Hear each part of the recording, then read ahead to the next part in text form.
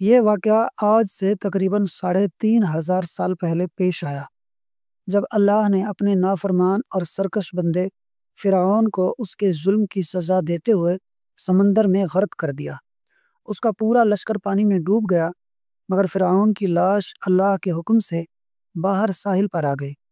مصریوں میں سے کسی نے جب ساحل پر پڑی یہ لاش دیکھی تو فوراً دربار میں اطلاع دی گئی۔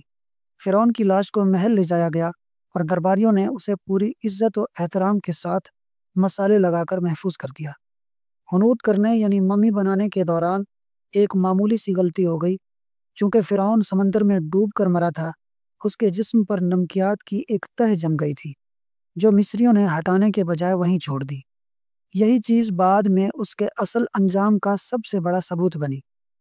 وقت گزرتا گیا، زمین نے کئی انقلاب دیکھے، سلطنتیں مٹی میں دفن ہو گئیں، فرعونوں کے مقبرے بھلا دیے گئے، تاریخ کے اوراق میں ان کے نام باقی رہ گئے، مگر لاشیں زمین کے نیچے دب گئیں۔ یہی فرعون تھا جس کا ذکر قرآن میں آیا، جہاں اللہ نے فرمایا کہ ہم تجھے آنے والوں کے لیے عبرت کا نشان بنا دیں گے۔ اہل ایمان نے ہمیشہ قرآن کی سچائی پر یقین رکھا، لیکن اس کا مفہوم پوری طرح واضح نہیں تھا۔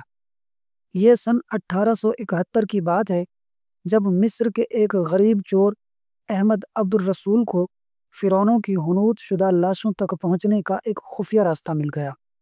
وہ قدیم نوادرات چوری کر کے فروخت کرتا تھا۔ ایک دن دریائے نیل کے قریب تبیسا کے مقام پر کھدائی کے دوران وہ ایک ایسی سرنگ تک پہنچ گیا جو فرعونوں کی خفیہ قبر کی طرف جاتی تھی۔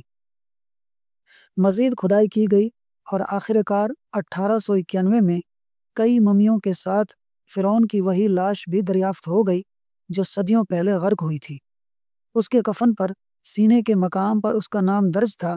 جب ماہرین نے اس کا جائزہ لیا تو حیرت انگیز طور پر اس کے جسم پر نمکیات کی وہی تہ موجود تھی جو اس کے سمندر میں ڈوبنے کا ناقابل تردید ثبوت تھی۔ 1982 میں فرعون کی ممی خراب ہونے لگی، جس پر مصر نے فرانس سے مدد طلب کی۔ مصری اور فرانسیسی حکومتوں نے ممی کو سائنسی تحقیق کے لیے فرانس بھیجنے کا فیصلہ کیا۔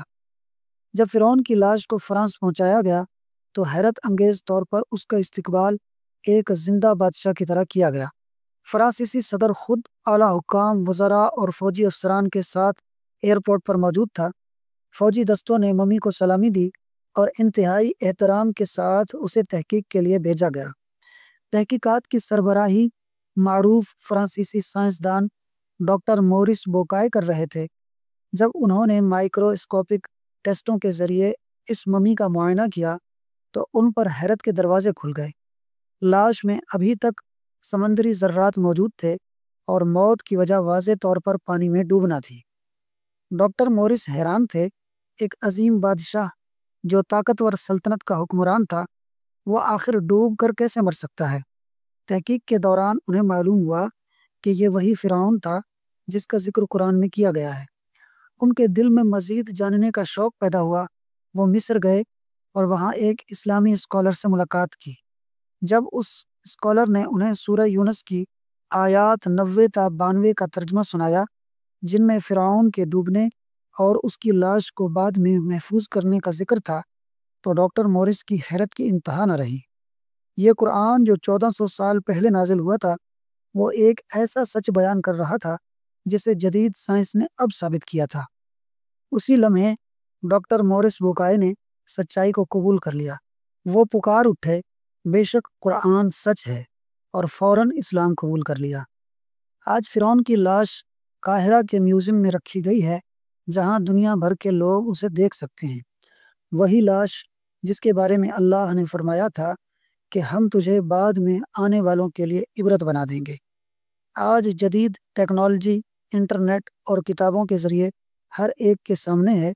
یہ واقعہ اللہ کی قدرت کا واضح ثبوت ہے، جو ہمیں سکھاتا ہے کہ عبادت کے لائق، حکمرانی کے قابل اور ہمیشہ باقی رہنے والا صرف اللہ ہے۔ جو لوگ اپنی طاقت کے نشے میں اللہ کے مقابلے پر آتے ہیں، ان کا انجام بھی فرعون کی طرح ہوتا ہے، عبرت کا نشان بن کر دنیا کے سامنے رکھا جاتا ہے۔